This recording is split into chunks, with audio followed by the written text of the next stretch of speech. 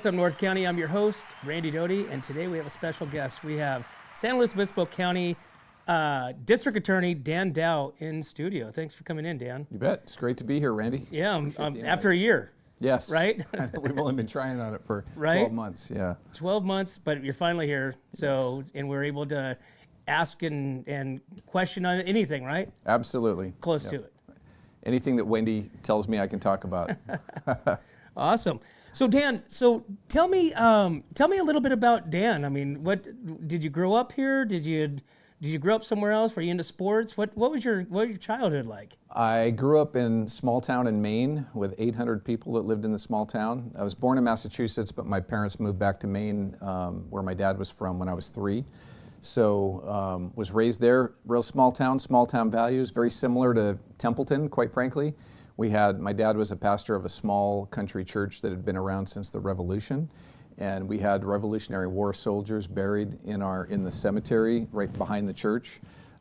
So as well as Civil War, soldiers and veterans as well that had been buried there. So New England, small town, 4th of July and Memorial Day actually was the biggest holiday that we would celebrate every year. And it was, because of going back to the Revolution and all the Revolutionary War graves, we would decorate the cemeteries and things like that. So I grew up in a small community. My dad was an apple farmer, and he didn't own the orchards, but his aunt and uncle did, and he was basically a managing caretaker of the orchards. And so I grew up pruning apple trees and milking goats, and I feel at home here in Templeton, and I just don't have the snow and the cold to deal with. So right. Very similar kind of small town America, rural America values. Wow, you couldn't go further south, and then further north, west, east, west. I mean, from Maine to California. That's right. Yeah, the Army brought me out here. So my mother's younger brother was a businessman, lived in the Bay Area, and we came to visit him when I was in high school. And I loved California at that point, coming from a very cold climate in Maine. And I thought it was a great place. And then a couple of years later, after 1 year in college, I joined the Army. And the Army sent me to Monterey, where I learned Korean. I went to the Defense Language Institute, so about 100 miles north of here, at the Presidio of Monterey. Spent 1 year there on active duty studying Korean. That's before Wendy and I got married. I ended up going overseas to Korea just after we got married, and being a Korean linguist and an intelligence specialist. Wow. And but I knew after having spent a year in Monterey, I said I got to come back to this part of California if I ever can. So that was kind of a goal in the back of my mind.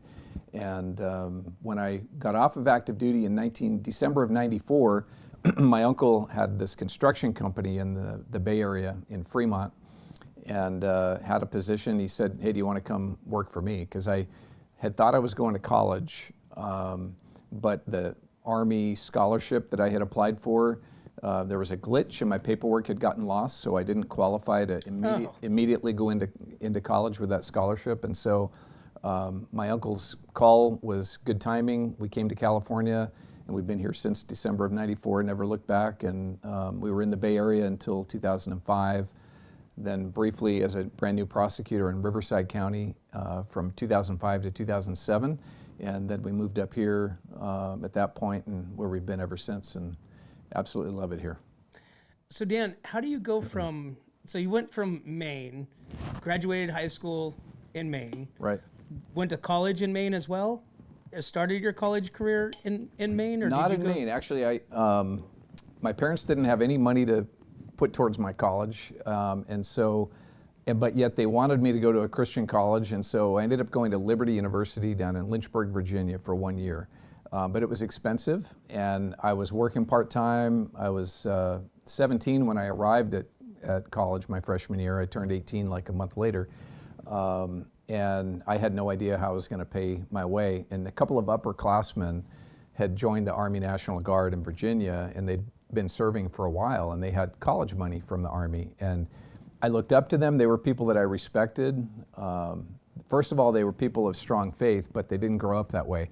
I had been raised in a Christian home with my dad being a pastor, and I had seen a lot of hypocrisy, a lot of people that would show up at church, but they really were living a completely different lifestyle. And so when I saw these two guys that were probably only early 20s, but to me they were significantly older than I was at 18, they were role models because they were genuine, they were tough, they were hardworking, a lot of fun to hang around with. So Jeff Jones and Kurt Lear, they just kept challenging me to join the Army. They said it'll make you tougher physically, mentally, you'll learn a job, you'll get money for college, and you'll probably see the world. And now 36 years later, I joined in '89, 36 years later, I'm very happy that they kind of directed me that way. So so that's the story of how I went to college and joined the Army. And then But when you left Maine, yeah. Then you joined the Army. They sent you to California for Korean. Right. And was that your goal? Did you already have that in your mind? That's what you were going to do? In fact, I tried to join the infantry in Virginia. That's what these buddies were. They were both infantry soldiers.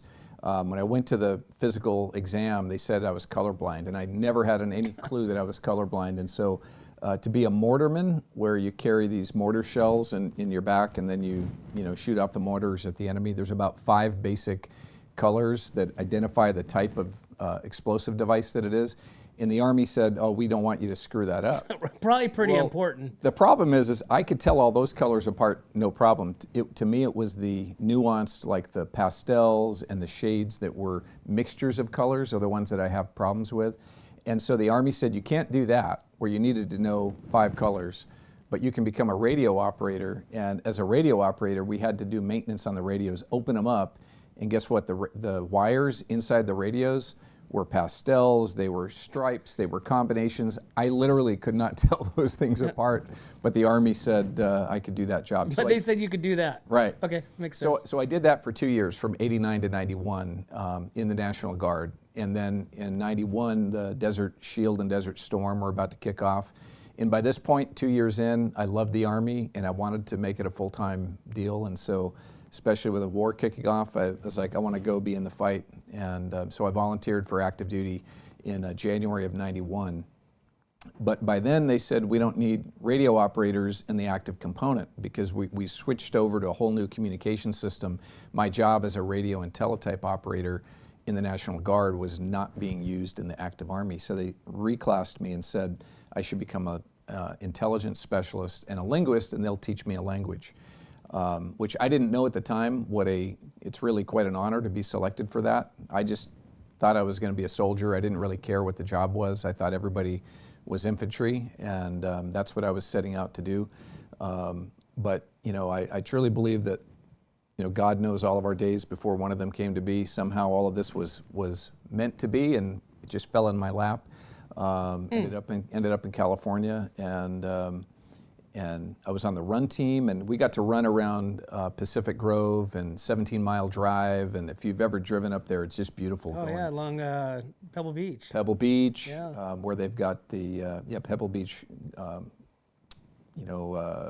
the golf course, and Spanish Bay is the other one I was trying to think of. These beautiful settings. So being on the run team, we would put a lot of mileage on, and we would run from the Presidio down and around that area, back up through Pacific Grove, back up to the Presidio at the top. And it was probably maybe not the most important year of my military career, but right up there. Probably one of the top 3 years that I've served in the Army was being in Monterey. And I fell in love with California, the Central Coast.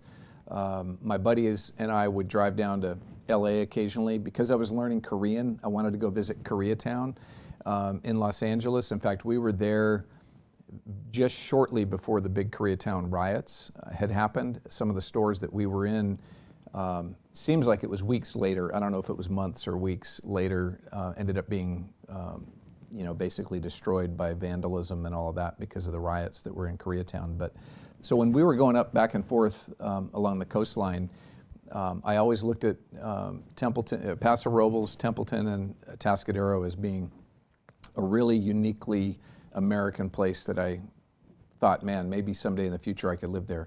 Never really expecting it would happen, but but here we Here are. you are. Yeah. It's interesting because it's and I always say this, that the North County is like this unique, like when you have to tell somebody where you're from, you know, it's, you know, California, especially if you're in a, you know, different state that, Right. you know, has their opinions of California, but you have to explain yourself Yeah. because of the North County. It's not like California. It's not. Right. It's something unique and awesome, and Yeah. the people, the community. It's just a great place to be, and Absolutely. you know, raise a family and be a part. So Dan, so say something in Korean. 안녕하세요. 나는 토영훈입니다. 처음 뵙겠습니다. Okay. So I just said, hello, how are you? My name is Dan Dao, or To Young Hoon, my Korean name, and it's nice to meet you for the first time. Your Korean name is what? To, last name To for Dao, and then Young Hoon. To Young Hoon. To Young Hoon. My Korean instructor at the Presidio gave all of his students a name, and so that's the one he gave me, To Young Hoon. So do you go by that if you were in Korea? If I'm in Korea and talking with my Korean friends, yes. Yeah, and I'll introduce myself. In fact, tomorrow, Friday, I'll be in Los Angeles at the Korean Prosecutors Association 15th anniversary since they started in the United States. They have some dignitaries, prosecutors from South Korea that will be there, and I'm going to have a chance, I have about 2 minutes to address the audience and congratulate the organization on their 15th anniversary. And I'm going to be speaking at least a brief part of that 2 minutes in Korean. And last time I did that, it pretty much blows their hair back to hear a white guy from I was just going to say that. California It's speak like, Korean. I mean, you couldn't be so far misplaced from a Korean, Exactly. person that, or somebody that can talk and understand Korean. Nay. I mean, nay, that's the Korean word for yes. So here I am going right back into That's it. crazy. Yeah. And so obviously that it helps now. I mean, we have a lot of the, that ethnic, population. Right. Right. Now, is it different between, like, say, Japanese, Chinese, Korean? I mean, is there anywhere in between that you can understand, or is it completely different? I've learned a little bit of Chinese and Japanese, just a couple of words over the years, and no, it's very different. Korean and Japanese both borrow from Chinese characters, and they add them into their printed language quite a bit. It's just because of that culture, having been so connected for a couple thousand years. So I had to learn several hundred Chinese characters, because if you want to read the newspaper or read books in Korean, they will, to me, for no apparent reason, they'll all of a sudden substitute a Chinese character for a Korean alphabet word. And they always have a Korean pronunciation, which is slightly different than the Chinese pronunciation. And the meaning, though, is the same. So, for instance, the character for sun, the character for moon, the character for day. I mean, these are unique characters. It means the same thing in Japanese, Chinese, and Korean. But the Korean language, they'll affix a Korean pronunciation to it that can be spelled out phonetically with the Korean alphabet.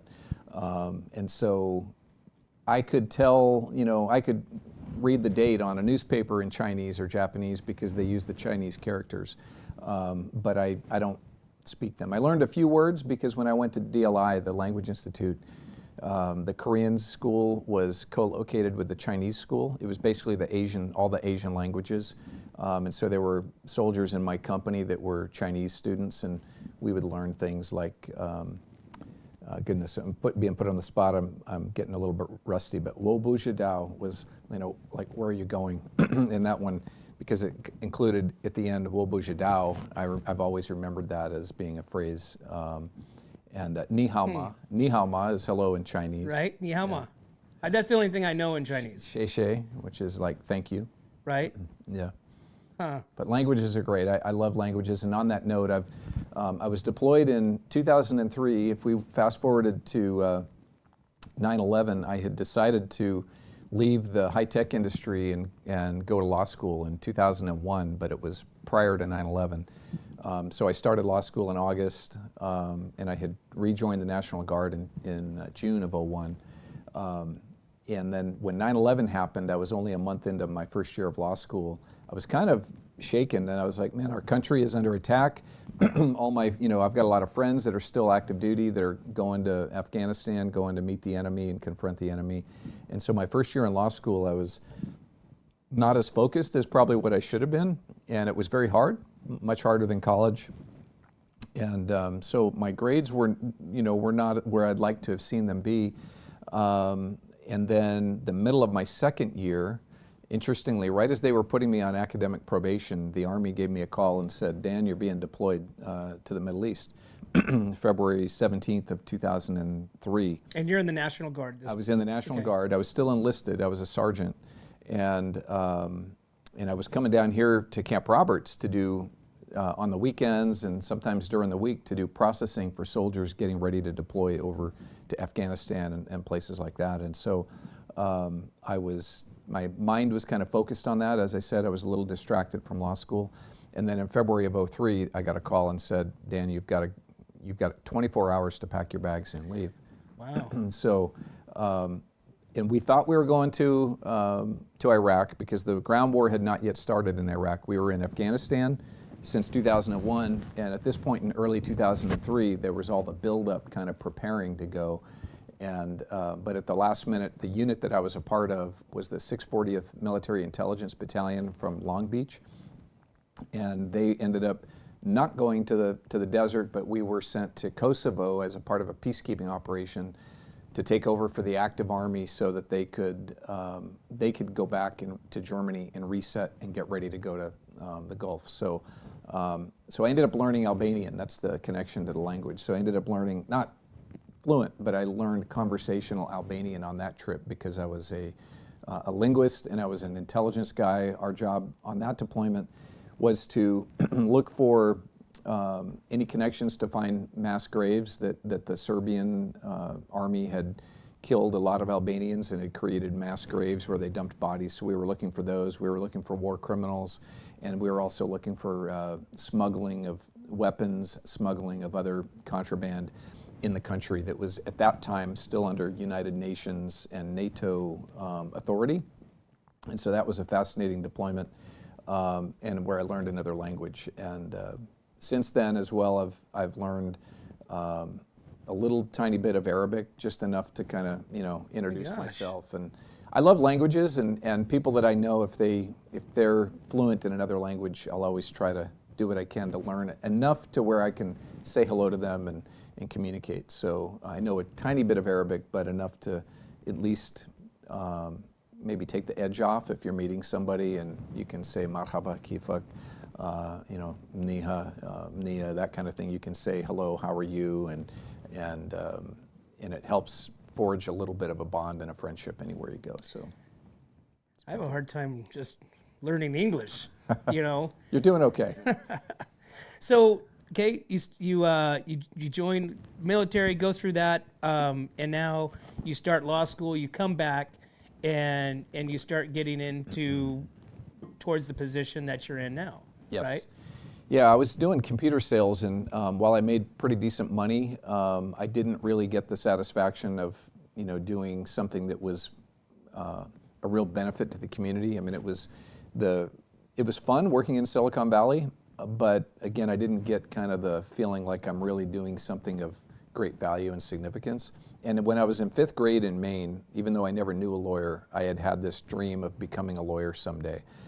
From the age of 12. In fact, back then I wrote letters to law schools in California, of all places, saying, tell me how I can become a lawyer, and they would send me back their catalogs and things. So by the time 2001 came around, I had finished my undergrad at Cal State Hayward in political science and was working in the computer sales industry. The stock market ended up crashing, kind of the end of 2000. And it was the dot-com bubble bursting, and I was selling computers into that kind of internet space, servers for big internet hosting companies, and prior to that, PCs for for business and education and private use. And that industry was going to be difficult to survive in as a sales guy, and so I decided to leave Sun Microsystems, where I was working, and go to law school. My wife supported that idea. We didn't have any kids yet, and we'd been married for since '92, so at that point, 8 years. decided to go to law school, and I knew that when I graduated, if I got the job I wanted, I would be a prosecutor. I had a connection to law enforcement. My brother was a police officer back in Maine. His brother-in-law was a police officer that was shot and killed in the line of duty in Maine, Lewiston, Maine, and they have very seldom ever had, people lost in the line of duty there, so it was a big deal, and he made a big impression in my life, and I just felt an affinity for law and order, and being a military guy as well, it was a good connection. So at this point, when the stock market crashed and I decided to go to law school, I set my eyes set on becoming a prosecutor. And I didn't know if it was going to happen, but I got after my deployment, in the middle of that second year of law school, when I came back, I applied for an internship or a summer clerkship at many DA's offices, but San Luis Obispo was my top priority, and Jerry Shea, the then DA, said, "Come on down, we'd love to have you here for the summer." And so it was volunteer, unpaid. I got some law school credit for it. I prosecuted a DUI at trial as a certified law student. So the bar in California will let a second-year law student go into court and represent a client if they're under the supervision of another practicing lawyer that's licensed. So that summer I did a DUI jury trial against a really crazy private defense lawyer. It went 7 days long. And you're what, like 20? Well, remember, I was older because I'd already been in the Army right. and worked. Okay. I was 34 still at the time. Okay. And so the summer of 2004, I was 33, almost 34. And but it was the best experience I could have had. I mean, very few people going through law school get the actual opportunity to do a jury trial. And here I was in this community that I fell even more in love with. I stayed at Camp Slow. I had to pay at the barracks down there. As a reservist, you can pay to stay on a military installation, but it was a lot cheaper than Right. a hotel. And then I went to work, and I worked really hard that summer. I prepared that jury trial, convicted a guy of DUI. It wasn't a violent case. It wasn't particularly significant, but it was significant to me because I got the chance to go through all of the experience of picking a jury, questioning the witnesses, and taking the case all the way through verdict, which they did return a guilty verdict on one of the 2 counts. And I knew from that moment that I wanted to be a career prosecutor. And they weren't hiring the next year, 2005, when I graduated from law school, so I went to Riverside County. I was given an offer by Riverside and Kern County the very same day, and compared the 2 places, chose Riverside because they had a really good training program. Once you get hired, they had a 5-week Deputy District Attorney Academy, which included a mock trial at the end of it. And so I was like, I want to get as much preparation as I can to do the very best on day one. And so went to Riverside, worked there for 2 years. A job came open here in 2007. They invited me to apply, and I came, and here I am, I guess, 18 years later. Wow. Well, we're thankful you are. Well, thank you. But I mean, what a story, and what a transition from Maine to California, into the military, deployment, and I mean, gosh, we haven't even got into any of that stuff because I mean, so now fast forward, we're 2025. Right. You're San Luis Obispo County District Attorney, which again, we appreciate you. We appreciate Sheriff Ian Parkinson. I mean, I think you two are like Bo and Luke Duke, or you guys are, that's quite an honor to be, referred to as them. Yeah. Well, I mean, you guys just take care of business, and I think that's what also makes the San Luis Obispo County so unique and such a desire, to come to, Well, we're really blessed to have this in our community. I mean, the community supports law enforcement more than a lot of other places around the country, even outside of California.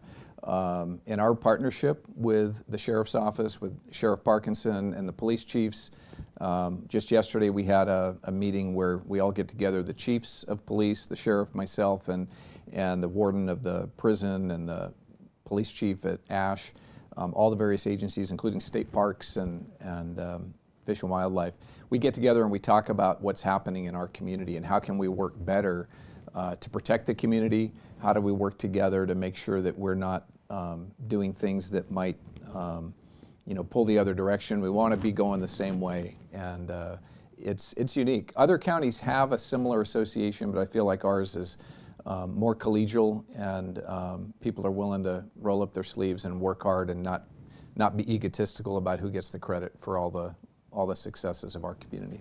Oh no, it's awesome. And so last year, was it last year or the year before? You were deployed. That's right. So you got deployed, and here you're still, the main face of the prosecution. I mean, everything here in the San Luis Obispo County, and you were gone for, was it 7 months actually gone? But yeah. And you had a mustache. You had I a did. cool mustache, right? Is that part of the military code?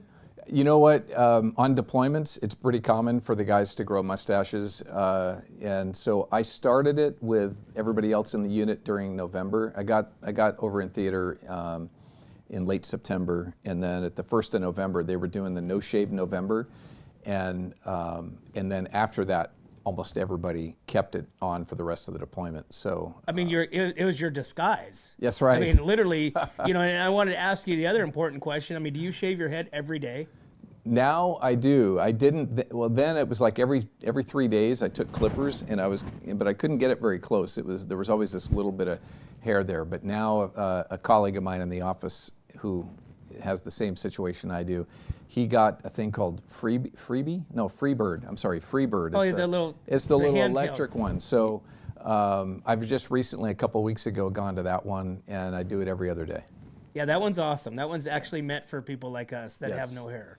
Yeah, well, I wouldn't even know right now. With It's your hat on, so. because I got a little All bit. It's just that's kind of like, I like to get in the shower, get out, but that when I have to shave, it's like so long, and so I've tried Nair once, Right.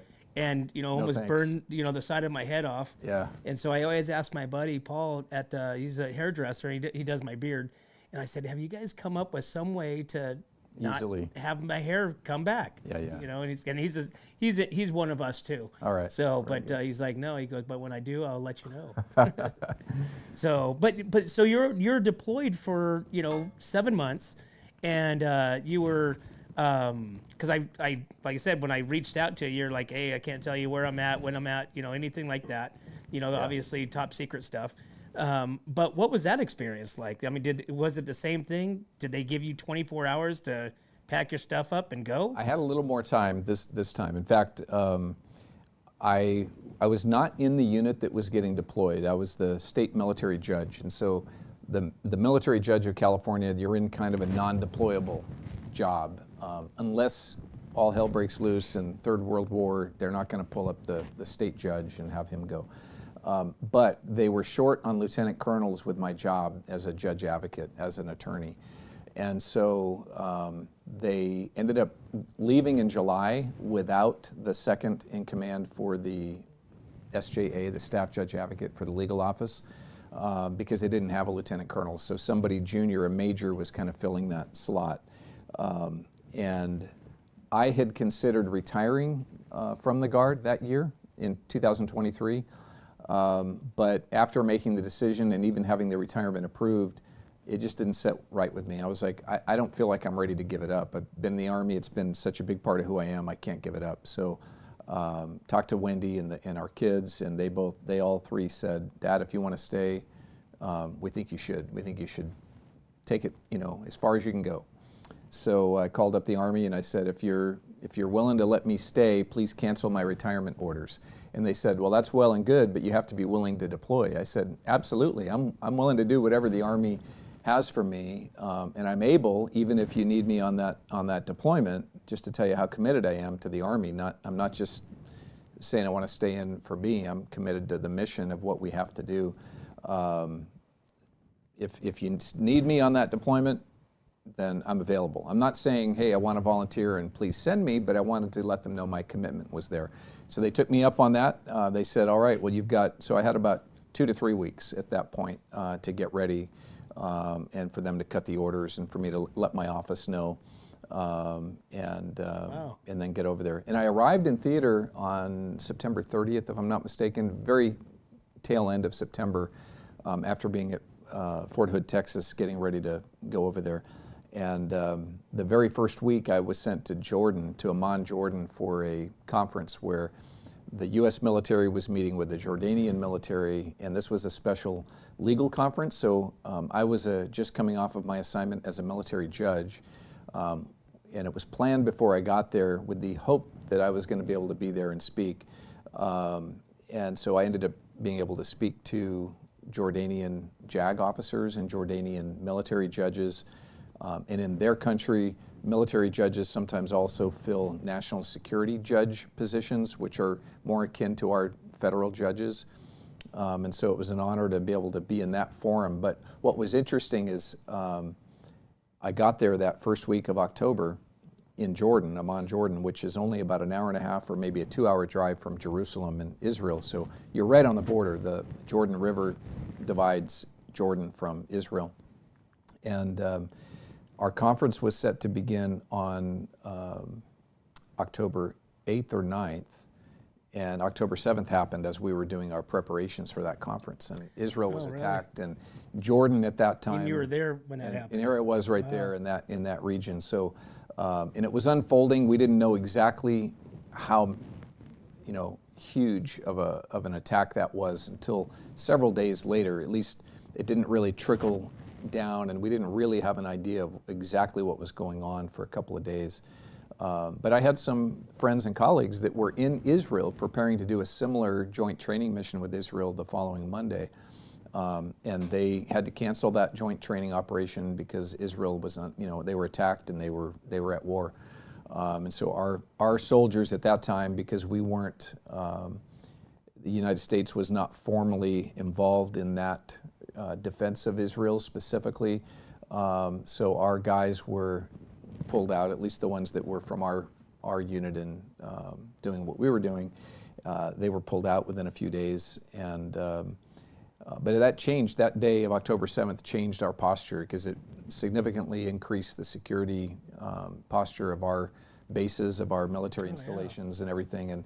And it felt like, if I'm going to be deployed, taken away from San Luis Obispo County, doing the important work of the DA here, I felt like it was a real important thing to be a part of for that significant period of time, for about 7 months, to be over there knowing that we were helping, frankly, not only defend us and our other allies there, but Israel, our greatest ally, the only other democratic government in the Middle East, being there to support them as they were going through their 9/11, frankly, and being able to help and support them by just being there in the region. And so it was an interesting time to be deployed. Fast forward to January 28th of 2024, we, in our down trace, the unit that I belonged to, which was Task Force Spartan, we lost 3 soldiers that were killed by drone attacks at a place called Tower 22, which was really not known publicly to anyone that we had this little place called Tower 22 in Jordan, right on the border of Jordan and Syria. And again, soldiers that were from the California National Guard that I was serving with were out there commanding that post.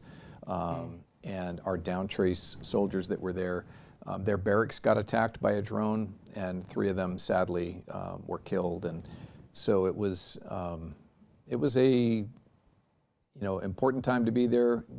That threat, that was the first time Americans had been killed in the Middle East since the withdrawal from Afghanistan. So it was a real significant, sad event, and it helped us to realize how important it was that we remain vigilant, that we never let your guard down. You're always doing everything you can to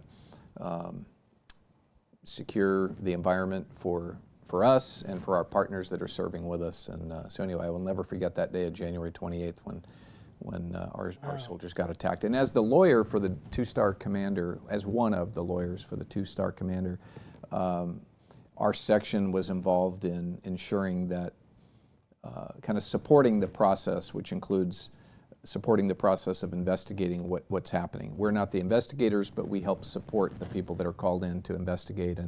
And evaluate what happened, what went well, what went wrong, what can we do differently in the future to prevent this kind of a thing from happening, and should anybody be held accountable for having made any decisions or contributed to what happened, had they maybe not followed regulation or policy and that sort of thing. So we were kind of closely involved, more so than somebody in another role that might not be charged with oversight of military action. So it was a real critical time to be there, and I'm glad I had a chance, but I'm very happy to be back and going full speed ahead. Do you think that's why your deployment was so long, because of what happened? Well, it was actually shorter for me than it was for everybody else. The rest of the unit from California, the 40th Infantry Division, for which I'm assigned now, they left in July of 23, and they got back with me in April. So they were gone a couple months longer. I didn't get there until late September. And so it was planned to be about a 9 to 10 month deployment. And so it wasn't any lengthier. There may have been some other units that were extended in theater, I'm not really sure. But that would be typical. Actually, the Army tends to deploy National Guard for a 12-month period. So you start out with about a month worth of training on the front end in the United States, then you deploy and you're there for 9 to 10 months, and then you come back and you have out processing, and you have about 30 days of leave at the end. If you served 1 year on active duty, then you've earned 30 days of leave to burn at the very end. So anywhere from 9 to 13 months is very typical for the National Guard to get deployed. But you're reserve though, right? Or are you full? You're not full. I'm National Guard, but so the United States Army has 3 components, which a lot of civilians don't know this. Compo 1 is the active Army, the people serving on active duty. They go in to serve 20 years and maybe get out. Then the Army Reserve, National Guard is Compo 2, and that's every one of the 50 states and the 4 territories have a National Guard. They serve in 2 roles. They serve the federal government when the president calls them up on active duty, and all the training, the uniform looks exactly the same. But the governors of the 50 states and the 4 territories can activate the National Guard for state emergencies. So, earthquakes, fires, we're doing double duty here in California. And then Compo 3 is the United States Army Reserve. And they have, the Department of the Army has kind of split up the way that they allocate different types of units. So the active component has, infantry and armor and all the big heavy stuff. The Army Reserve tends to be a lot of logistical support. Not exclusively, but they don't have as much of combat arms units assigned to them. There are a lot of logistical support that can come in and backfill the active component and fill urgent needs. And then the National Guard, we have the other combat power of the United States Army. So we've got the division that I'm in, the 40th Infantry Division. We've got the IBCT, which is a brigade combat team, infantry brigade combat team out of San Diego. Other states have their other divisions of infantry and armor. So the Army and your total Army force is a combination of all 3 of those components. And the unique thing about the National Guard is we can be activated in the state by the authority of the governor. So we have 2 commanders-in-chief, frankly, and then you can get called up by the president. So I'm in the National Guard. I've served briefly in the Army Reserve also, but all 3 services, retirements, all go into the same federal retirement system. So when I retire, eventually from the Army National Guard, it'll be a retirement from the Army with, I've got 31 good years now. It'll be 32 years in June. And because I had a 4-year break. I got in 36 years ago. It's hard to believe. But it's all Army, but a little bit different than the Army Reserve. Well, thank you for your service on that as well. Like I said, we're, huge, supporters of military law enforcement here on what's up North County. So as is most everybody in the North County as well. So yes, we appreciate your service as well. Thank you. So now we got a proposition that's doing really good. That's right. Right? Tell me about that, Dan. So in 2014, California was sold a bill of goods that was called the Safe Neighborhoods and Safe Schools Act, and it was Proposition 47. And because People heard it was for safe neighborhoods and safe schools. They voted for it, but what it did was it decriminalized many felony theft crimes and felony drug crimes and let people out of prison and into the county jails that would have, for crimes that would have been considered serious before, more serious. And so as a result, since 2014, theft crimes across the state have skyrocketed, drug crimes have skyrocketed, and homelessness has skyrocketed. And so when you saw Walgreens shutting down in San Francisco and in Fresno and in LA and the big cities because they're getting literally cleaned out every day. This was that $900, Yes. catch and release. Prop 47 basically said if you steal less than $950 and it's a petty theft, we're not even going to call it theft, we're calling it shoplifting in most cases. And it was a misdemeanor with very little punishment. And so law enforcement was not focusing on it. They weren't even called out by businesses a lot of the time. And we were seeing businesses all over California lose a total of tens of billions of dollars over the last 10 years. So, and it was increasing street crime because people that are addicted to drugs were stealing to fund their, to pay for their drug addiction.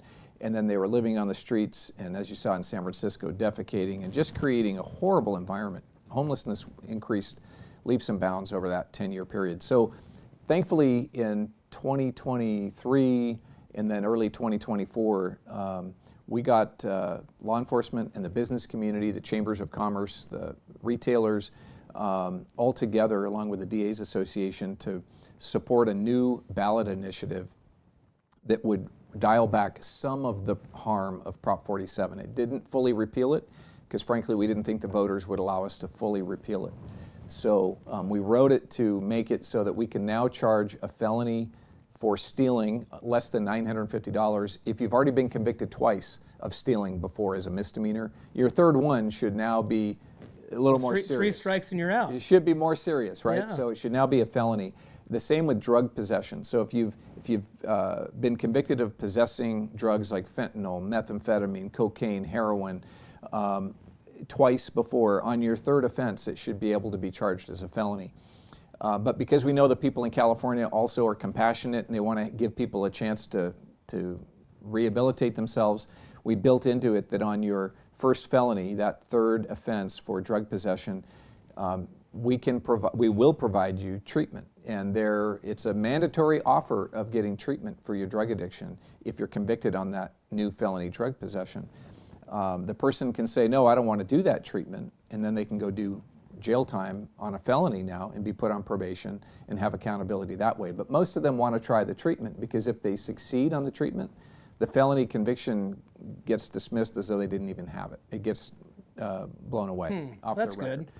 But if they take advantage of the treatment, they fail, and then they fail again, and they're finally sentenced on that felony. If they don't now go out and commit a fourth drug offense, so the second felony under Prop 36, they're still going to be given a chance at treatment. If they succeed, great, we can erase that felony. If they don't succeed on that fourth one, then they can actually be sentenced to state prison. So it's a graduated sanction now. Before, everything was treated as a misdemeanor. It didn't matter if you had a history. It didn't matter if you were a thief or a drug offender. We could not really increase the sanction because it was always a straight misdemeanor. People weren't even showing up to court. They were getting a ticket, said to go to court. They knew that there was no sanction if they didn't show up, so they wouldn't bother. People came to court eventually with having 5, 6, 7, 8, 9, 10, or a dozen cases that had built up because they weren't coming to court. And we still only had misdemeanors, and no judge is going to sentence you to a max on 12 misdemeanors consecutive to give you meaningful punishment. And so Prop 47 is a real game changer in California. It gives us teeth in the law. Law enforcement now, when they go out, they have more incentive to go out to a theft call because there's a good chance that that person stealing has a prior history, and they know that if we now get them, even on their first one, if there's a conviction for petty theft, then we can tell that person, look, if you keep it up, you're on the road to getting a felony, and ultimately, maybe state prison if you continue as a recidivist, as a repeat offender. So it's a way of kind of bringing California back from the far left where we had gone, of being soft on crime, bringing us back a little bit more to the center, and we're really Excited about the change. In fact, the first 2 weeks, we had 13 people in the first 2 weeks that came into court that were prosecuted now as felonies. And we heard numerous defendants exclaim out to the judge, that's a felony now? I thought that was a misdemeanor. I wouldn't have done it had I known it was a felony. So that alone tells me that the criminals knew that we were soft on crime and they wouldn't be held accountable. Now they're starting to realize, okay, there's a higher sanction here. I don't like that. Maybe I'm going to change my behavior. And that's what we want. We want to have people realize that, it's not acceptable to steal from our businesses. We've got people, local community, Melanie Blankenship recently posted about people coming into her Nature's Touch and stealing, right there. Thankfully, she had a security camera system and was able to, I think, get some, good information on who might have been doing that. But small businesses that don't have deep pockets, they can't afford to survive if they're being stolen from left and right. John Spencer from Spencer's Fresh Markets sent me a letter just about a month or so after Prop 36 took effect, and he said, hey, Dan, all of my Spencer's Fresh Markets were experiencing a lot of theft. Almost immediately after this went into effect, we saw theft go down to almost nothing. And so it's already having a positive effect, and my hope is that this is the beginning of a trend to return California to common sense legislation, common sense enforcement. Unfortunately, the supermajority in Sacramento does not like Prop 36. Some did support it, but the governor himself was against it. He said we don't need it, it's not necessary. And right now the question is, are they going to fund it? Because for the treatment piece that I talked about, we need more funding from Sacramento to say we're going to support those drug rehab programs so that they can be successful. And so we're working on that right now. But I'm optimistic that the people, at least, maybe not the politicians, but the people are saying we went too far, we need to come back to the center and be more smart on law enforcement. Well, it's interesting that you said that we voted on something that, because let's be honest, these propositions, nor would I even want to read the whole gamut of what it all entails. Right. But on the surface, it looks like it's one way, but there's always, something kind of an underlying, like you said, what happened. And so now you went from, and who in the right mind would want to vote for that, right? Right. And then the people that still vote, like you're saying, some being up in Sacramento that, still don't like it. It's like, why? I don't, have they not been affected? Do they not, a small business, they've never been in small business. And, like these laws in California and some of the, like you said, common sense, it's like, when and where did that go away from how we live? It's a real sad commentary on our culture to think that there's a significant number of people that think others shouldn't be held accountable for what they do. Of course, unless they hurt them, right? And to bring your point, you asked, have they not been affected? Oftentimes, it takes a legislator or a family member close to them or somebody that they really know and love to be harmed from a crime before they understand and appreciate what the victims go through. Right now it's April, it's Crime Victims' Rights Awareness Month. We held our event last week at the county government center, and it's a time for us every year to bring attention to victims of crime. But to me it's really important because in California we've gone so far to support the criminal offender, and how do we make things more kind and compassionate to the offender? We've done it at the expense of victims of crime. And victims should be treated on an equal playing field, at least, with those committing the crime. And so one small thing that we've done in our office, because of Nancy Lovelace, my assistant, bringing it to my attention, is we've changed the name of the system, and I'm hoping that you and others across the state will join us on this. Instead of referring to the justice system as the criminal justice system, we're referring to it as the criminal and victim justice system. Because when the governor or the legislature is looking at changing the law and reforming our criminal justice system, they look at the criminal. And the reason that this even came to our mind was Nancy was a victim advocate, and she was having to talk to victims of crime and say, I understand you're frustrated with the system, and I'm sorry that it doesn't favor victims. The defendant always gets a continuance if they want to continue their case, and the victim is left waiting for months, years sometimes, to have a case resolved. And Nancy had developed a script to tell them, I'm sorry, I feel for you, but we don't call it the victim justice system. We call it the criminal justice system, and the rights all kind of go in support of the defendant. And for good reason, under our Constitution, right? If we're going to take their liberty away, it's important that we protect the actual constitutional rights of defendants. But we shouldn't do it at the expense of the rights of victims. And so when Nancy told me that she was saying that to our victims of crime, I said, we could change that. We could call it the criminal and victim justice system. So when I write a letter to the legislature or to the governor about a change in the law that I think they need to do, I'm putting it there in bold letters, the criminal and victim justice system, letting them know that the effect of this law on victims needs to be considered. And if anything, we need to create laws that are more victim-centric as opposed to less victim-centric. And so I hope that what we saw with Prop 36 is an indicator that the majority of Californians, because that passed with 70% of the vote statewide, every one of the 58 counties voted for Prop 36. And so I think this tide is coming back to the center a little bit.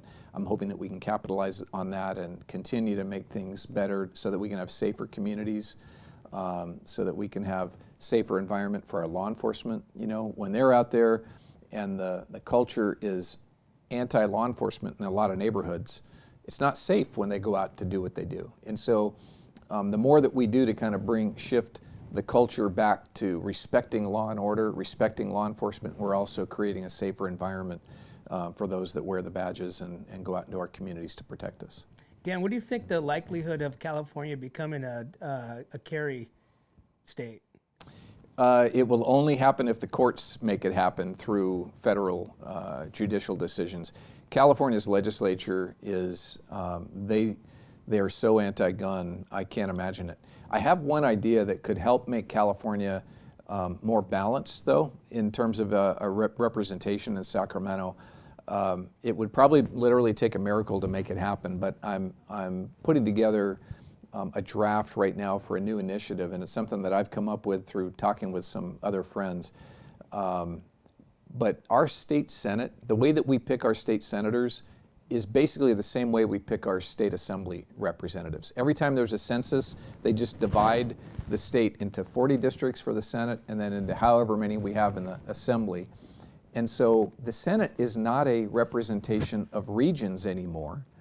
They say it is, but they gerrymander these regions for the Senate districts, and they just cram in an equal number of people. So it's a representative House instead of a branch of the House as opposed to a Senate. The United States Senate, small states get 2 senators, just like California and New York get 2 senators. And the idea being is that every region should have equal representation in the upper house of the legislature.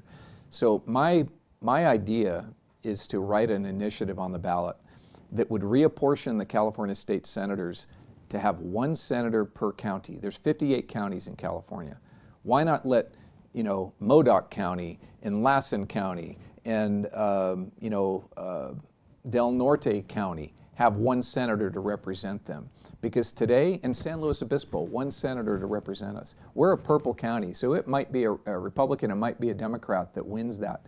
But at least it would be competitive, and at least whoever it is would know that they represent San Luis Obispo unique interests. And if they're representing Lassen County, they're representing the unique interests of that county. And so it would help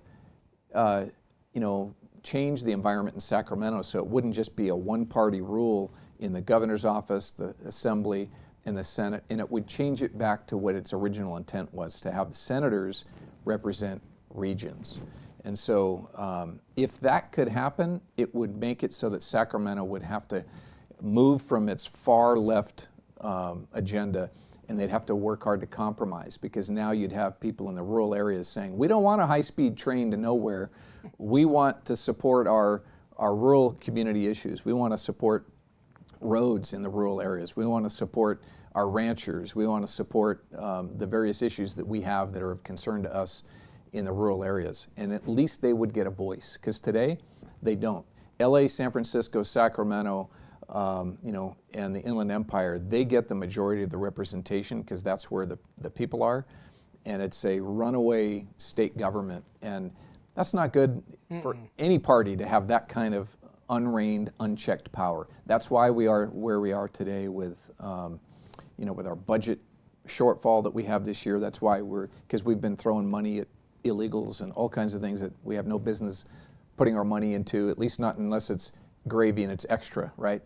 They've been making a priority of doing the extra things and making them the top priority under the leadership of our governor and the majority in Sacramento. So I'm hopeful. You know, it probably would take a miracle to get the kind of money that would be needed to push that initiative statewide, and we would have to communicate effectively to the people in places like Los Angeles and San Francisco that it's also good for them to have a balance in the state legislature and to have the Senate represent counties as opposed to representing just population base. So that's an idea that I have that I think is at least worth an That's effort a shot, at trying you know? and seeing. But you know, the tide is coming back. We'll see if it comes back to where, you know. It definitely feels, you know, good, right?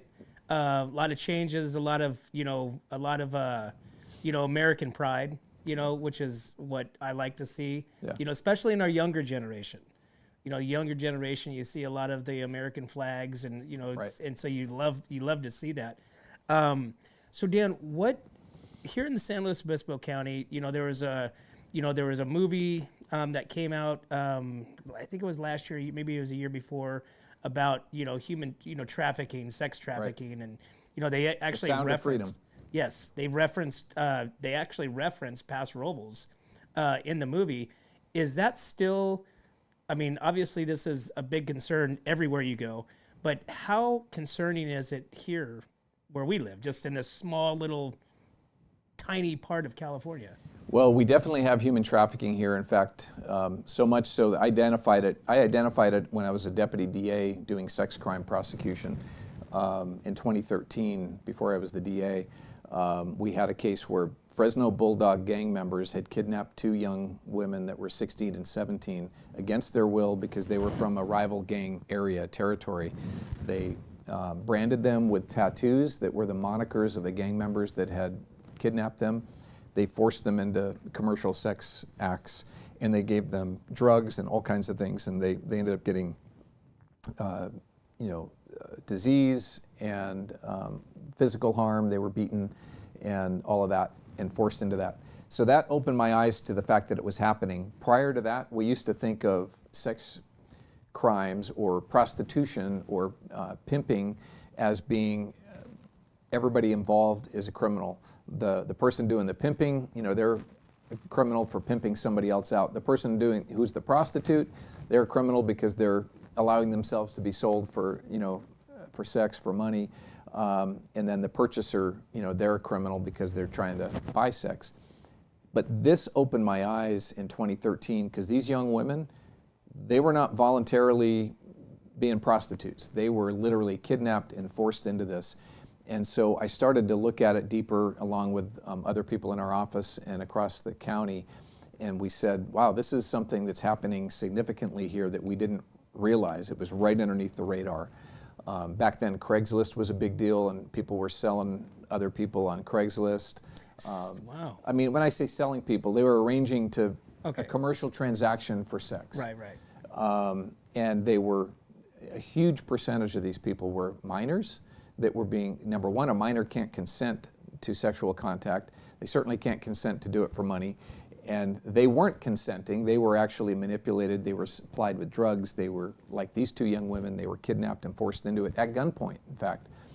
And so we started to look at it, and we realized that it was happening a lot, and we wanted to go after the folks that are trafficking these young people. It's typically young women. It can happen to young boys, and it does sometimes. We haven't seen high numbers of male victims here in our community. And then, of course, there's also labor trafficking. So some of the ranches and farms may hire labor that under the table that would be considered a form of human trafficking, especially if they're put in conditions where they're, it's not the kind of quality living conditions that they should have, that they should be taking care of their people. And if they're avoiding paying, the payroll tax and all that by getting labor that way, that's another form of it. It's harder to detect because those folks are really in the shadows, and they're not willing to come out and report that they're victims. So we focus on the sex trafficking, and since 2015, we've had maybe, I can't remember now, but we've had a lot of cases, dozens of cases where we've prosecuted people for bringing both minors and adults in our community against their will and forcing them into this commercial sex trade. So it happens here for a couple of reasons. One, we're a destination. A lot of people come here on vacation. We're also on the corridor, the 101 corridor down to LA from San Francisco, and people from the valley. So there's kind of like a triangle where the traffickers will take their victims. They won't keep them in one place very long. They might start out in Los Angeles, head up to the Bakersfield, Kern County area, maybe up to Fresno, then over to Monterey, and then down through. And there's this circuit that they take people on. They advertise them. They advertise them on apps. There's all kinds of apps now that they can advertise them on, as well as still other internet as things. minors and everything. They often will advertise them as adults, but we're able to, sometimes they're overt and they'll actually advertise minors. It's less likely that they'll advertise them as minors. They'll usually say, oh, they're 18, but when you actually go and investigate, you find out that they're not 18. The other thing that we do to combat the demand, because traffickers wouldn't do this if there wasn't a lot of money in it. There's billions of dollars, even in California, being spent on the sex trafficking. And so there's a lot of money for these gangs to make. And if they sell a human being, they can sell that human being to a purchaser hundreds of times, selling the same person over and over again for time, right? If they sell guns or drugs to make money, every time they sell their product, they got to go get more guns, more drugs to sell. But with a human being, they can make that money. And when the person is not healthy enough anymore to do it, they don't care if they die. I don't know if they would actually kill them. They might in some instances, or they'll just leave them in a ditch somewhere, overdosed, and figure that they're going to die. So it's a real inhumane crime. It's the worst of the worst, and we've made a significant impact. We've got many people in state prison serving life sentences that we've been able to stop here in San Luis Obispo County, prosecute, and get them in prison. That's awesome. So the sheriff and I both make that a very high priority. We both committed resources to it from my Bureau of Investigation and the Sheriff's Special Enforcement Unit as well.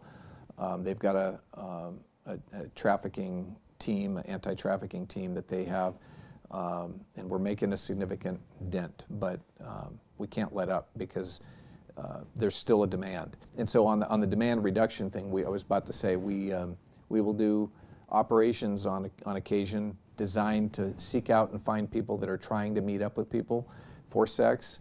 And this last year in 2024, we arrested numerous adult males that were willingly trying to secure a deal to have sex with minors under 18, knowingly, because the text communication back and forth proved that they knew that these victims would have been minors. And so when we made those arrests, we prosecute them for contacting a minor, attempting to contact a minor for the purpose of sexual a sexual And how crime. young are you talking? Like, are we talking 17, 16? We've had a lot in the range of 15. We've had some in the range of 13, trying to meet up with 13-year-olds for sex, a commercial sex act. Sick, perverted So, yeah.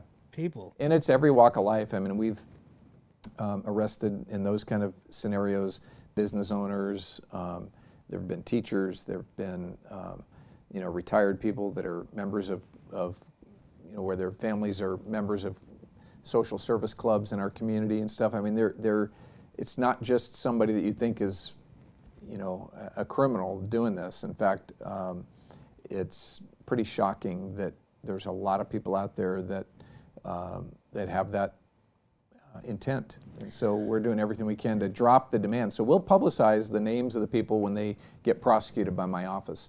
Right, I love that part. And because Put them on blast. yeah, I want them to be ashamed of what it was that they got caught doing, because that hopefully will stop them from ever wanting to do that again. Hopefully, we're still going to hold them accountable, and go through with the court process, but the community should know, and these people should be ashamed of what it is that they're doing, because even if they didn't succeed and get somebody, because we had a law enforcement person stand in, they were intending to, and they were part of this demand that is being filled with many victims who are minors that are being trafficked in our community. If we got rid of the demand, if people weren't looking for the commercial sex, there would be no victims out there, because nobody's going to create a supply for a market that's not demanding the product, right?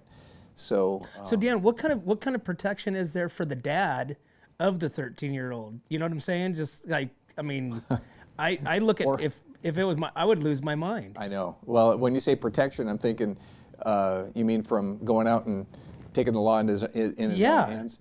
Well, we obviously don't want, we want to be tough. We want law enforcement to catch the bad guys and hold them accountable so that the dads don't have to, frankly.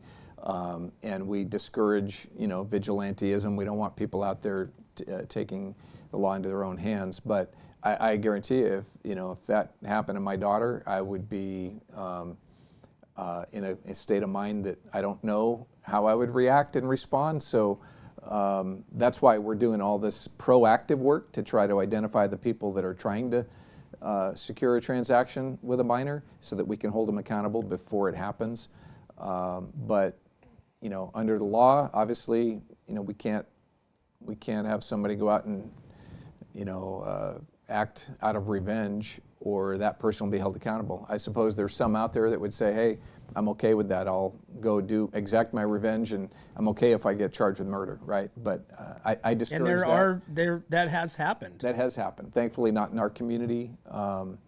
But it just illustrates how horrific that kind of crime is. I mean, when you prey on innocent children, the elderly, or a disabled person, right? I mean, to me, that's the categories of, women and children, the elderly, and disabled people. If you're going to prey on those people, you're the worst of the worst, and we need to be as tough as we can on you. And talking about the legislature a minute ago, one of the problems I've seen there is they're so anti having a prison sentence on things. They were not even willing to change sex trafficking of a child to make it a violent crime. For years and years, we continued to ask the legislature to make child sex trafficking a violent crime for the purposes of California's 3 strikes law. And they said no time and time again, because it would mean maybe more people would be in prison. Yeah, the more people that are going to be in prison for a longer time are going to be child molesters, people selling kids for sexual purposes. Why would anybody of any political party be against that? And yet they have been. The extreme far left of representatives of Sacramento. None of that stuff makes any sense. It doesn't make sense. I mean, most of the border, the trafficking, these propositions that are voted against that, has every intent to protect and serve. That's right. It gets voted against, and just none of that makes any sense. That's right. So, and you as a prosecutor, you as who you are, and obviously your connection, to Governor Newsom, and it's like you probably scratch your head. That's probably why your hair's gone, like me. It's like like I don't get it. It's absolute. You're exactly right. I can't imagine any worldview that would benefit from soft on crime. I mean, I understand coming up with rehabilitative programs. I understand coming up with options for people so that it's not just one size fits all, because I think that's important. Some people truly regret what they did, and they don't ever want to repeat that again. So I think we need to deal with them in a way that's appropriately tough, but also giving them a chance to change their pattern, right? Change their life behavior. But I cannot understand any political persuasion ever thinking it's okay to not hold child molesters accountable, to not hold child sex traffickers accountable, or people that beat their wives and their girlfriends. I mean, it's really gotten to a crazy state of mind up in Sacramento. Again, Prop 36, the people said, we've had enough, and if you're not going to do it in Sacramento, like we've sent you there to do it, we're going to take it into our own hands and pass this initiative, Proposition 36, and tell you in the legislature, this is what we want. And if I were serving in the legislature, I would take notice of that and say, if the people are saying we want to be tough on crime, then we've got to deliver. And that's why I hope that they're going to listen and provide funding for our treatment program under Prop 36. But if we don't change something to upend this supermajority that they call it in Sacramento, one-party state that has led to extreme views being in control, so many Californians are going to be harmed and left behind. And so I'm hopeful that we get a new Attorney General. He's up for a re-election next year in 2026. I'm hoping that a real strong law and order candidate will emerge and will run for Attorney General. In the governor's race, I'm personally supporting Sheriff Chad Bianco from Riverside County. He's very outspoken, and he's calling a lot of attention to just the craziness that's been going on in Sacramento. And I think that of all times, given what happened nationally this last November, I think now people are more aware that they need to pay attention to what's happening. And I think there's a chance for maybe for something better, coming out of our elections in 2026. I don't know. It probably would still take a miracle, but I'm praying, and I know a lot of people are going to be working hard to try to make a change in California. Well, Dan, I know you are probably in the same mindset as me as far as like these protesting, these things against Elon Musk. The things that are obviously good. People are protesting against, and like California. I think Newsom he's going to the different countries to try to keep California separate from tariffs, and I mean, it's just the water issue. I mean, there's just so many things in California that's just like, prior to probably, I don't know, I think the first election, 2016, I didn't really follow politics, and I still don't per se now, but prior to that, I didn't know when presidents, I didn't really do any of that. Yeah. But now it's like it's all around us, and probably social media, probably helps to really, fuel that fire. Right. But it's like, and I think the younger generation, that's probably the best thing that could probably come out of social media is that fact of the younger generation is on social media, and they're able to kind of be exposed to some of these issues, whether it be, as a whole, individual, as a state or even as a county, that, they should be concerned about as young adults growing up into this world. It's really fascinating to me, and it's encouraging to see what you're talking about, this younger generation. My son's in high school; he's a senior at Templeton this year, and from when I listen to him and his friends talk, and I hear, not just in Templeton, but I hear from friends all over the country that this generation of high schoolers and young college students, they are bucking what was popular before in the trend, and they're saying, no, that stuff is just crazy. Like it's not based in reality. And what was being pushed before that, by the universities and by a lot of even the high schools as ideology that was prior to now was just accepted. They had to drink the Kool-Aid, so to speak. The younger generation today is saying, no, that doesn't make sense. I don't believe that. And so I'm happy. I'm pleased with that. I hope it continues. And I think you're right. Social media has provided a lot more information to the younger people. They're still not politically involved necessarily. I don't know how much they're even voting, but I'm just encouraged to hear that they're aware of a lot of the blatant lies that have been told by the far left. That they're just saying, no, that's nuts. I'm not gonna buy into that. And they're bucking the trend. And I think that gives us hope for the future. I think it really does too, because like you said, our kids growing up through high school, again, this most recent election, those kids were non-voting ages, prior to, Hunter Breeze and Paso Robles being a good example, of this club, this Republican club that they started up in Paso Robles, that had a huge, when he was in high school, a huge following. Even teachers were like supporting it, you know, and and now they're in that voting age to where you look at when the voting, the nights close out, you see all the polls and everything, and you see the majority of the state red. See these little tiny blue things, and then they close California literally as soon as it opens, and you just go. Yep. I still don't get that part of it, but again, not to mention how long it takes even here in San Luis County to count the votes. It's like, hey, they're electronic now. Why in the heck should it take 30 days to do it? And I know there's really great public servants down there that work in the clerk recorder's office, but we've got to do something different. We were giving numbers, publishing back when it was a paper ballot, and we were doing things by hand. We were closing out the vote much more quickly than we do now with these electronic systems. So there's a lot of reform that needs to be done. I certainly am very hopeful that we'll get a requirement that you have to prove that you're a U.S. citizen in order to vote. Every other country in the world, Western countries, countries like Mexico, countries in Europe, you have to show an ID to vote, and you have to prove that you're a citizen to vote. Why in the heck should we not here? Here, suddenly you throw that out there and the left says you're a racist. No, we're a realist, and we want to have accountability. And if they weren't afraid of it so much for what it would mean to them, they wouldn't fight it. And so I think it's an indication that they know that there's a lot of people in our country here that have no right to vote, that are voting, and we need to take care of that. So again, that should be a nonpartisan issue.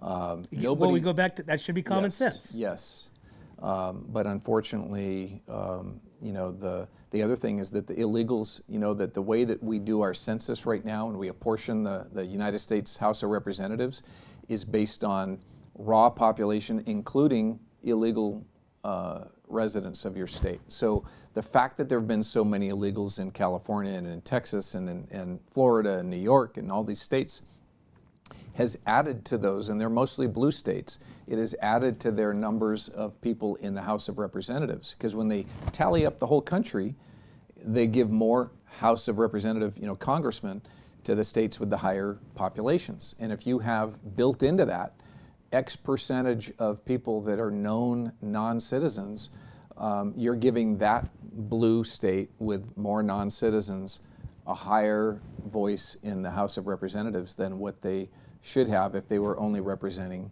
lawful citizens.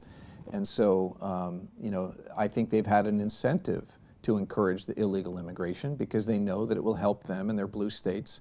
And if they also get those illegal immigrants to vote illegally, then they know that those people they believe will be beholden to them, and they'll vote down the line a blue ticket. And so it should not be a partisan thing, but they've made it a partisan thing. And we just need to have it go back to law and order. People wanting to come here should come here the legal way. It's not good for anybody to allow the borders just to be free and open and anybody come in as you please, because as we've seen, the Tren de Aragua gangs and a lot of people are coming in because they're open, and we haven't been able to vet the people. We need to be able to vet people before they come into our country and let them do it the legal way. So I'm very optimistic about the changes that we've seen, and I'm hopeful that the benefits will be seen as quickly as possible so that people will say we want more of this. Awesome. Dan, last question before we close out, because it's been like an hour and a half, so I'm sure you got to get back to serving the San Luis Obispo County. What do you like to do for fun? I love to horseback ride. I don't do it often enough. I like to do Central Coast trail rides on occasion. Every year we try to go up to Tuolumne County and be in the Sierra Mountains, and I horseback ride there up in the mountains and go hiking. So right now it's hiking. I like to run. Being in the Army, I've got to try to stay in shape. So running, hiking. I try not to read that much because I read so much for my job. It doesn't seem like it's relaxing. Occasionally, if I get on vacation, for a couple of weeks, I can usually sit down and enjoy a book. But that's pretty much it. Time with my wife Wendy, and our kids are now adults. We've got a 20-year-old and an 18-year-old, so we're enjoying kind of watching them leave the nest and see what they're going to do, follow them, and but that's pretty much probably it. Enjoying some of these great restaurants and breweries and all that stuff that we have here in the North County. And as I was telling you off camera earlier, I just recently gotten interested in bourbon. I don't drink a lot of alcohol, but a friend of mine said, hey, it doesn't have any carbs in it, and try it out. And in fact, it's a police officer that is a friend of mine that introduced me to it back in the summer last year. And when I was in Fort Knox, Kentucky, I got a chance to visit the oldest bourbon distillery in the United States. It was started in 1775, and it's presently called the Buffalo Trace Distillery, and the history of it was amazing. And so it's not, I wouldn't say it's a hobby, but it's been something that I've just recently enjoyed a little bit. You know, again, I'm not a heavy drinker, but I was looking for something with no carb or low carbs, and so you do the whole low carb, no carb stuff. Yes, yeah. Carnivore type stuff. Carnivore. Yep, I'm primarily a carnivore, about 95%. Cut out breads and pastas and things like that. And that stuff makes a difference. And I want to keep our ranchers in business, you know, right? Eat beef. Oh, absolutely, absolutely. Awesome, Dan. Well, thank you so much for coming in. Thanks, Randy.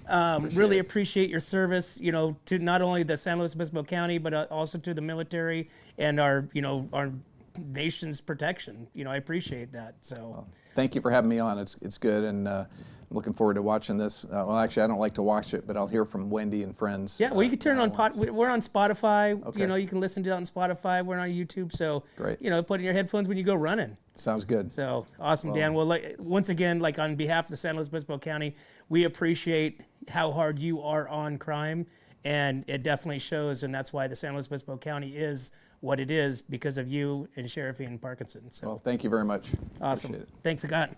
All right, guys. Hey, make sure that you guys support our law enforcement here in the San Luis Obispo County, and enjoy this podcast, guys. But as always, we can't do this without you and our sponsors. We'd like to thank Esquire Wine Travelers Hideaway, Visit Atascadero, 805 Customs, MGP Coatings, North County Junk Removal, The Trailer Barn, Story Termite Pest Control, Borhone Auto Center, Kennedy Club Fitness, Airflow Filter Services, and Suprema Meat Markets. Thanks again, guys. See you next time.